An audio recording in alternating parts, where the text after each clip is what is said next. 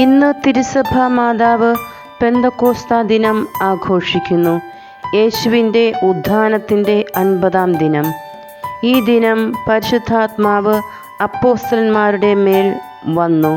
പരിശുദ്ധ കന്യകയോടൊത്ത് പ്രാർത്ഥിച്ചുകൊണ്ടിരിക്കുന്ന ശിഷ്യന്മാരുടെ മേൽ ആത്മാവിൻ്റെ പ്രകാശം ലഭിക്കുകയും അവർ വിവിധ ഭാഷകൾ സംസാരിക്കുകയും ചെയ്തു എന്ന് വചനം സാക്ഷ്യപ്പെടുത്തുന്നു.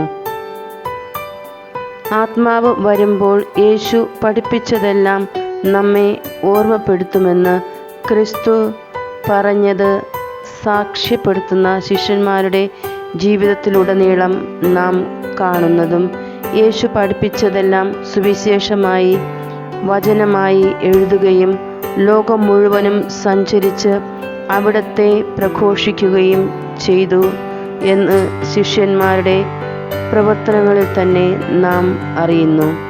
ഇത് ആത്മാവിൻ്റെ കൃപയുടെ നിറവിൽ നിന്നും സംഭവിച്ചതാണ്. പിതാവായ ദൈവത്തിൻ്റെ സമാധാനം സമ്മാനമായി നമുക്ക് നൽകിയ ക്രിസ്തു ആത്മാവിൻ്റെ ശക്തി നൽകി എല്ലാം വേണ്ട സമയത്ത് വെളിപ്പെടുത്തി തരുന്നു. എല്ലാം നവീകരിക്കുന്ന പരിശുദ്ധാത്മാവ് വരുമ്പോൾ നമ്മെ വിശുദ്ധീകരിക്കും.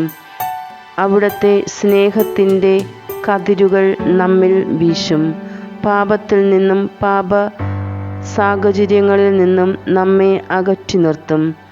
എല്ലാം അറിയുന്ന ദൈവം, എല്ലാ വിജ്ഞാനത്തിൻ്റെയും അറിവിൻ്റെയും ഉറവയായ പരിശുദ്ധ ആത്മാവ് യേശുവിൻ്റെ പഠനങ്ങളിൽ നമ്മെ പ്രബുദ്ധരാക്കും.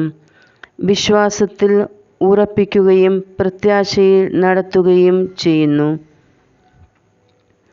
ശൂന്യമായതിനെ നമ്മുടെ ഹൃദയത്തിൽ നിന്നും അകറ്റി ജ്വലിക്കുന്ന പരിശുദ്ധാത്മാവ് വെട്ടവും വെളിച്ചവും നൽകും. തിരുസഭയെ നവീകരിച്ച് പാപബോധം നൽകുവാൻ, കൂദാശകളിലൂടെ നമ്മെ സ്ഥൈര്യപ്പെടുത്തുവാൻ അഗ്നിയായി, ജലധാരയായി, കൊടുങ്കാറ്റായി ഭൂമിയിൽ ഒഴുകട്ടെ. ഭൂമിയെ നവീകരിക്കട്ടെ, നനയ്ക്കട്ടെ. ദൈവവചനം വായിച്ചും ധ്യാനിച്ചും പ്രാവർത്തികമാക്കിയും ജീവിതത്തിലെ ഓരോ ദിനവും ഓരോ നിമിഷവും ഫലദായകമാക്കുവാനുള്ള കൃപയ്ക്കായി പരിശുദ്ധ ആത്മാവിനോട് പ്രാർത്ഥിക്കാം.